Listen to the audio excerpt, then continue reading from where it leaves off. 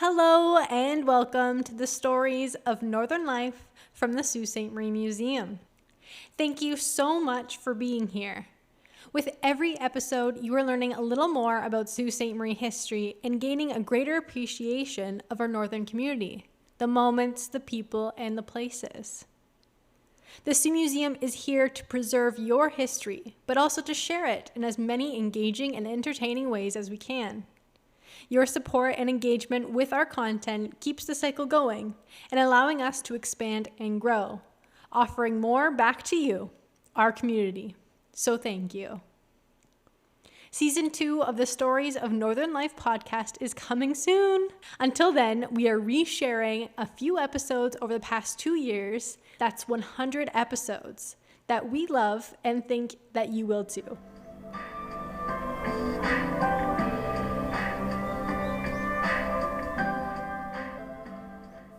Anyone who has lived or even made a pit stop in Sault Ste. Marie knows that we have the best pizza. Yes, pizza that is oven baked in a square pan, not a circle. Pizza that is the star of any birthday party or family gathering. Pizza that has you drooling over the box after picking it up in the car ride home. Pizza that you thought couldn't taste any better, but the leftovers the next day proves you wrong. Pizza that you travel with to bring to ex-Saultites. Pizza that holds the test of time with a recipe that has the hearts of so many people for over 50 years. The queen of pizza, we call her, that we have to thank for all this cheesy goodness, is Aurora Butkovich. She has done more than just deliver incredible pizza to this community. She has changed the landscape of the food industry in Sault Ste. Marie and has fueled the souls of many generations with food. Aurora grew up in the West End and went to McFadden School, where Anna McCrae was the principal. If you don't know who Anna McCrae is, there will be another spotlight on her in this series. But Aurora describes her as the most beautiful woman she has ever met. Aurora needed to get her tonsils removed, and at the time her parents could not afford to pay for the surgery. Miss McCrae and the school nurse paid for her to get her tonsils removed. McCrae's influence on Aurora and alike young children transformed their lives for the better and was a great momentum for great character development and positive enforcement. You can clearly see this in Aurora's life. Aurora learned to cook from her mom, though her dad would contribute to feeding the family in other ways. One way was raising rabbits. Her mother would cook a fresh rabbit stew and they would enjoy it over pasta. It seemed like a true family effort to cook and provide wonderful Italian dishes for the family. Even at a young age, Aurora had signs of being a true entrepreneur. Her father would pick dandelions, her mother would clean them, and then she would go door to door selling baskets for 25 cents apiece. Dandelion salad and smelts were a dish that everyone in the block enjoyed. This money would help feed the family for a month and contribute to the purchasing of meat, which was harder to obtain. The meatballs made by this family, I'm sure, were superior. Blueberries were also an item she would personally scavenge and sell. She was a true hustler. In the start of her restaurant career, she would drive around the back of furniture stores and take the cardboard used for packing large furniture pieces. She would take it back to the restaurant and cut it up to fit the pizza and place wax paper to keep it clean. Eventually, her business grew, and she ordered large sheets of cardboard from Toronto. Even then, she would still have to cut them up to fit the pizza. Everything was done by hand. For the first 10 years of the business, she would knead the dough herself. She didn't mind the hard work, though she expressed that it was hard, especially in the Sault's harsh winters. Her first job was at the International Cafe, waiting tables and working in the kitchen.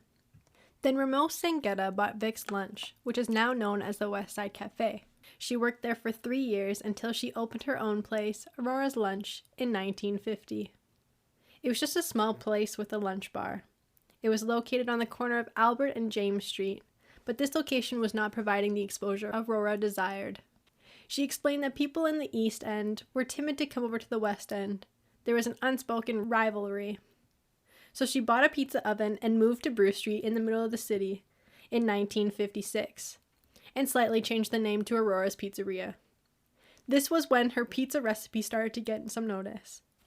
It became the go-to place for anyone who wanted truly delicious pizza in town. 4 years later, she opened Snapper's Deli on Queen Street next to the Windsor Hotel. This endeavor was yet another success, so she took some time away yet again, but she wasn't done yet. In 1987, Aurora then opened Mrs. B's Pizza and Snack Bar on East Street. This iconic pizza stop in the downtown core was painted completely red with a large neon sign on the front. It was a small place fitting only a few tables, designed to be more of a takeout pit stop.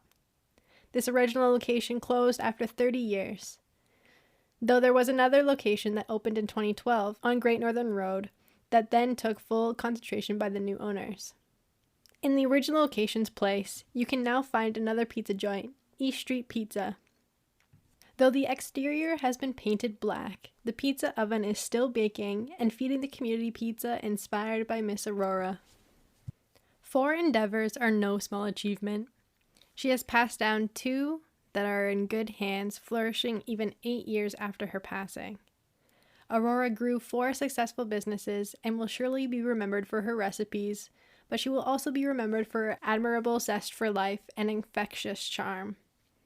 Here is an audio clip from her interview with the Oral History Project in 2011, talking about her favorite memory. From this video, you can see her true colors and her classic sense of humor.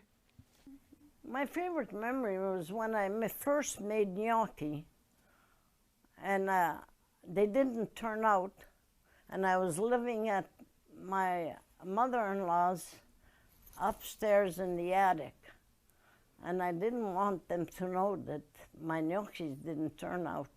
So I opened the attic window and I threw them all out in the backyard. It was winter anyway. I loved it. So, one thing we can take away from Miss Aurora is that when something doesn't seem to be going right, don't be afraid to throw it out the window and try again.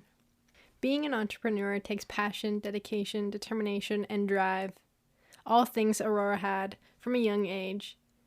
But these characteristics can be developed as well.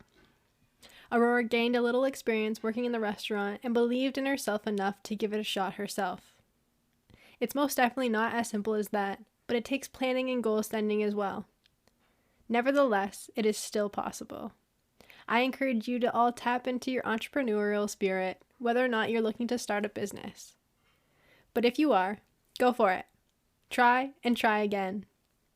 Start small and build up. Become the queen or king of your thing. Let the community of Sault Ste. Marie know what you do. Aurora is a local legend. I was drooling the entire time writing and producing this podcast, just thinking about both Miss B's and Aurora's pizza. For those of you who haven't had a slice of Miss Aurora B's infamous pizza, there is still time. Thank you so much for listening, and come back again next week for another influential female figure in Sault Ste. Marie history. Goodbye for now. Thank you so much for listening.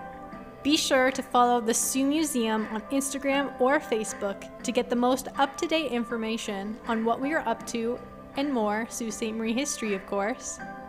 Season 2 is coming, so stay tuned.